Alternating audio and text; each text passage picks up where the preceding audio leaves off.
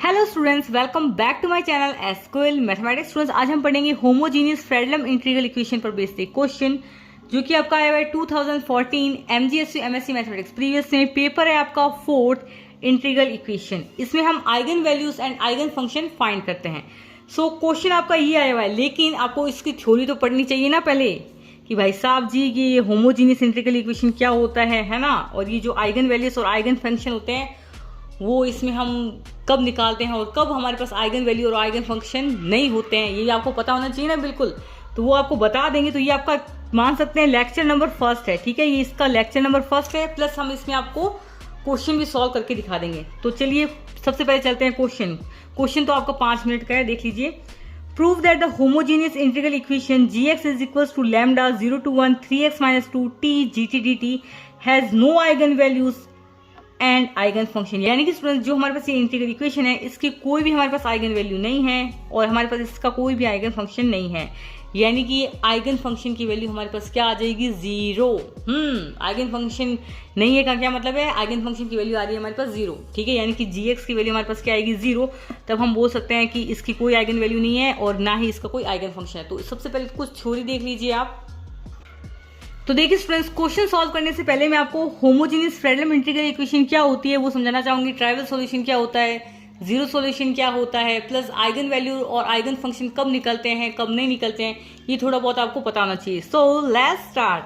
तो देखिए ये है हमारे पास ये वाली इक्वेशन। देखिए the homogeneous Fredholm integral equation of second kind is, यानी कि homogeneous Fredholm integration of second kind को हम इस प्रकार रिप्रेजेंट करते हैं, gx is equals to lambda integration में e to B K X T G T D T, जहां पर हमारे पास के एक्स टी क्या है, कर्नल है, KERNEL क्या है, कर्नल। ओके।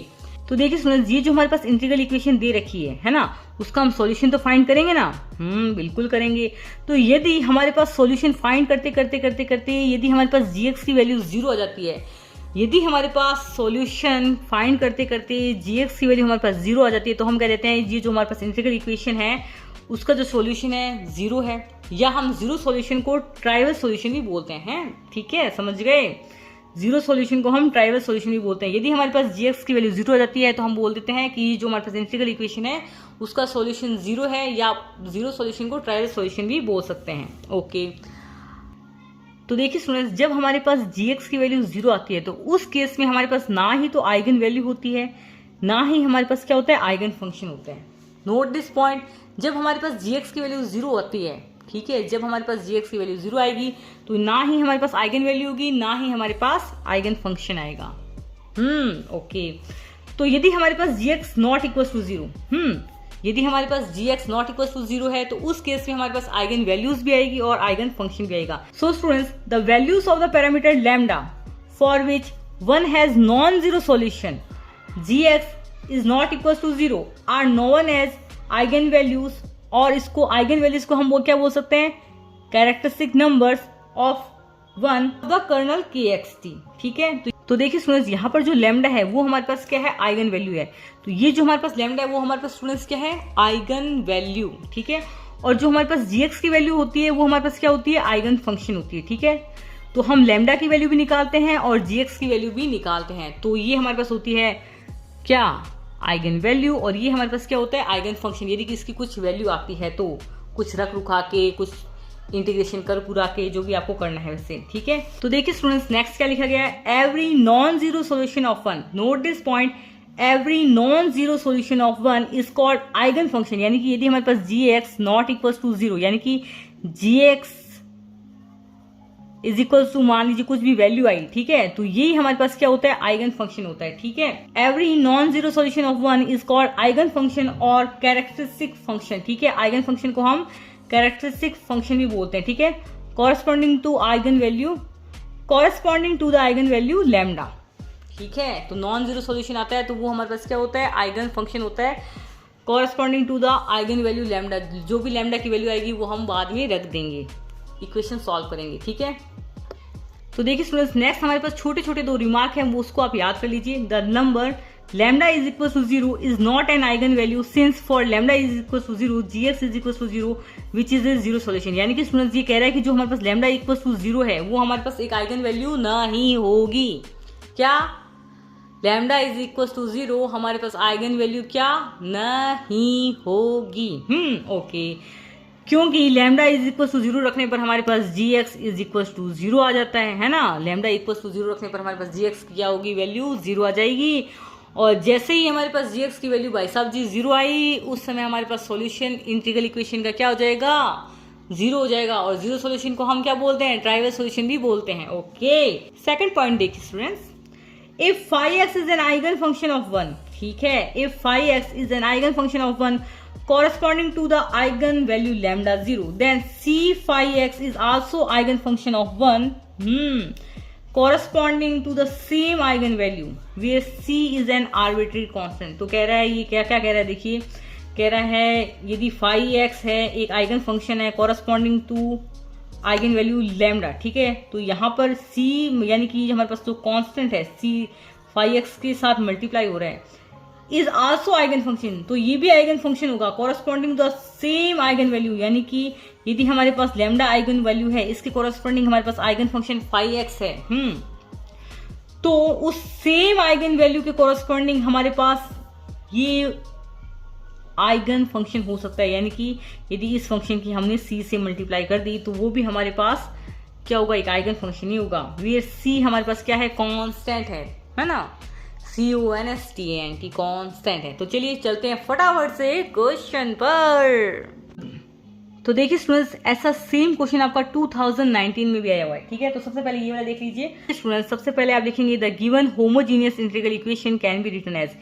इस इक्वेशन में हम क्या कर लेते हैं, जो कांस्टेंट है उसको बाहर ले लेते हैं। कांस्टेंट हमारे पास क्या है, यहाँ पर 3x - 2 कांस्टेंट है ना, इंटीग्रेशन हो रहा है with respect to t, integration with respect to t हो रहा है, तो यहाँ पर 3x - 2 हमारे पास कांस्टेंट है। तो इसको मैं क्या इस प्रकार लिख सकती हूँ, gx is equal to lambda 3x - 2 हमारे पास कांस्टेंट है, उसको हमने बाहर ले लिया, ये हो गया हमारे पास 0 to 1 t gt dt हो गया। ओके, अब हम क्या करते हैं स्टूडेंट्स, अब हम क्या करते हैं, ये जो हमारे पास 0 to 1 t gt dt है, ये सारे क्वेश्चन सेम ही होते हैं। जो हमारे पास होमोजीनियस फ्रेडल इंटीग्रल इक्वेशन के जो क्वेश्चन होंगे ना, सारों में स्टेप्स सेम ही होंगे, ठीक है। ओके, तो इसमें हम क्या करेंगे, जो हमारे पास 0 to 1 t gt dt है उसको हम मानेंगे c, उसको हम क्या मानेंगे c, तो मैं इसको डायरेक्ट c लिख रही हूँ, ठीक है। तो ये हो जाएगा हमारे पास gx is equal to lambda 3x - 2 multiply में c, जहां पर c हमारे पास क्या है, c is equal to 0 to 1 t gt और ये dt। अब भाई साहब जी हम क्या करेंगे, अब इसमें हम ये जो gt है उसकी वैल्यू रखेंगे, क्या करेंगे, gt की वैल्यू रखेंगे। और gt की वैल्यू कहां से आएगी, यहां से आएगी। यहां पर students g is function of x है, ठीक है, उसकी वैल्यू क्या आ रही है, g of x is equal to lambda 3x - 2 multiply में c। तो यहां पर जब हम x की जगह t रखेंगे, x की जगह हम t रखेंगे, तो gt की वैल्यू हमारे पास क्या आएगी, यहाँ पर x की जगह आप क्या रख देंगे, t, तो ये हो जाएगा लैम्डा 3t माइनस में 2 मल्टीप्लाई में c। एकदम इजी बच्चों। तो देखिए स्टूडेंट्स, यहाँ से c की वैल्यू हमारे पास क्या आ जाएगी, c is equal to 0 to 1 t, gt की वैल्यू हमारे पास क्या है, मल्टीप्लाई में लैम्डा 3t माइनस 2 मल्टीप्लाई में c dt, ठीक है। ओके, तो अब हम क्या करेंगे, अब हम क्या करते हैं, ये जो t है इसको अंदर भेज देते हैं, है ना, t को अंदर भेज देते हैं, यानी कि t की इससे मल्टीप्लाई कर देते हैं और t की इससे मल्टीप्लाई कर देते हैं। कर सकते हैं, हाँ बिल्कुल कर सकते हैं। लैम्डा को आप चाहें तो बाहर भी ले सकते हैं, क्योंकि लैम्डा इज कांस्टेंट। c की वैल्यू आएगी, c is equal to 0 to 1, lambda constant है उसको मैंने बाहर ले लिया, ब्रैकेट में आएगा आपके पास में 3t² माइनस में 2t मल्टीप्लाई में c dt। सिंपली मल्टीप्लाई करना है, बताऊं मल्टीप्लाई करना, चलो बताते हैं आपको। स्टूडेंट्स, यहाँ पर लैम्डा को हमने बाहर ले लिया, t की मल्टीप्लाई करेंगे 3t से, तो क्या हो जाएगा 3t² हो जाएगा, माइनस में t की मल्टीप्लाई करेंगे 2 से, तो क्या हो जाएगा 2t हो जाएगा, मल्टीप्लाई में c आ रहा है और ये हो गया dt। सिंपल, इस बात पे लाइक बनता है क्योंकि मैंने वापस पीछे जाके बताया आपको, एक कमेंट भी बनता है। चलिए स्टूडेंट्स, अब हम करेंगे क्या, integration, then this is equal to lambda हमारे पास कांस्टेंट है, बाहर ले लिया, ठीक है, ये c हमारे पास चल रहा है यहाँ पर, तो 3t² का इंटीग्रेशन करेंगे विद रिस्पेक्ट टू t। तो देखिए स्टूडेंट्स, t² का हम इंटीग्रेशन करेंगे विद रिस्पेक्ट टू t, तो वो हो जाएगा हमारे पास t³ अपॉन में 3, इंटीग्रेशन करना आपको आता होगा, 12th क्लास में पढ़ चुके हैं। यदि आपको स्टूडेंट्स इंटीग्रेशन करना नहीं आता या इंटीग्रेशन के फॉर्मूले आपको पता नहीं तो मेरे को कमेंट बॉक्स में लिख दीजिएगा, मैं पूरे इंटीग्रेशन के फॉर्मूलों का एक लेक्चर बना दूंगी। -2 टी का इंटीग्रेशन करेंगे विद रिस्पेक्ट टू टी, क्या हो जाएगा हमारे पास t²/2। लिमिट कहां से कहां तक जा रही है 0 to 1। तो देखिए स्टूडेंट सबसे पहले हम लगा रहे हैं अपर लिमिट। अपर लिमिट लगाएंगे तो ये 3 से 3 कैंसिल हो जाएगा।